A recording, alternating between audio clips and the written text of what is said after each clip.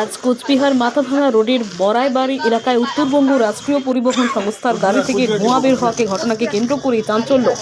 শুক্রবার দুপুর 2:30 নাগাদ কোচবিহার নিউ বাস স্ট্যান্ড সংলগ্ন এলাকায় সাংবাদিকদের মুখোমুখি হন উত্তরবঙ্গ রাষ্ট্রীয় পরিবহন সংস্থার চেয়ারম্যান পার্থ প্রতিম রায়। তিনি জানান, শুক্রবার কোচবিহার মাথাভাঙাগামী একটি বাস কোচবিহারের বড়াইবাড়ি এলাকায় যাওয়ার সময় গাড়ির সামনে থেকে ধোঁয়া বেরোতে থাকলে আতঙ্কের মধ্যে পড়ে যায় যাত্রীরা। তৎক্ষণাৎ বাস চালক গাড়িটি দাঁড় করিয়ে পাম্পের কানেকশন খুলে দিলে গাড়িটি বন্ধ হয়। আর এই ঘটনায় রীতিমতো চাঞ্চল্য ছড়িয়ে পড়ে গোটা এলাকা জুড়ে। পার্থ প্রতিম রায় জানান, এটা একটি টেকনিক্যাল ব্যাপার। তাদের উত্তরবঙ্গ রাষ্ট্রীয় পরিবহন সংস্থার ইঞ্জিনিয়ার বিষয়টি দেখছেন, তবে এর সাথে অগ্নিকাণ্ডের কোনো ঘটনা ঘটেনি। ড্রাইভার বুদ্ধিমানের কাজ করছে, ওটা বের করে দেওয়া হবে না ট্রেনে। হ্যাঁ, এই পাম্পের লাইন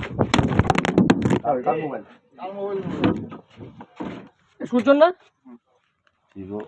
ভিভো তো ফাটে নাই। আজকে আমাদের এই মাথাভাঙা থেকে কোচবিহারে একটি বাস শুক্কাবাড়ির কাছে বড় বাড়ি বলে একটি জায়গা আছে, সেখানে হঠাৎ করে গাড়িতে ধোঁয়া আসে। ফুয়েল পাম্প হাই রেস হওয়াতেই এই ধোঁয়াটা হয়।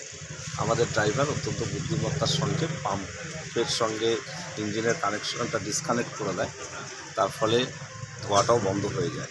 আসলে এটা একটা রেয়ারেস্ট ইনসিডেন্ট। এই ধরনের গাড়ি এই ধরনের ম্যাল ফাংশন করে না, কিন্তু কেন হলো আমাদের ইঞ্জিনিয়াররা কোম্পানির সঙ্গে কথা বলে নিচ্ছে। এটা অনেক পুরনো 8 বছরের গাড়ি।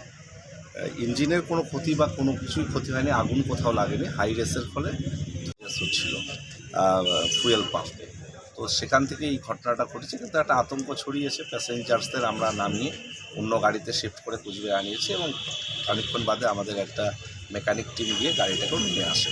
তো স্বাভাবিকভাবে এটা নিয়ে একটা ভুল বার্তাও পৌঁছচ্ছে বিভিন্ন সংবাদ মাধ্যমের কিছু পোর্টাল একটি নিউজ, তারা গাড়িতে আগুন লেগেছে এই সমস্ত ধরনের খবর পরিবেশন করছে।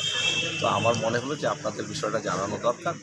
গাড়ির ইঞ্জিন সহ গাড়িটা ইনট্যাক্ট আছে, আমরা ইঞ্জিনটা খুলেওছি, সেখানেও কোনো ধরনের আগুনের লেশ মাত্র নেই।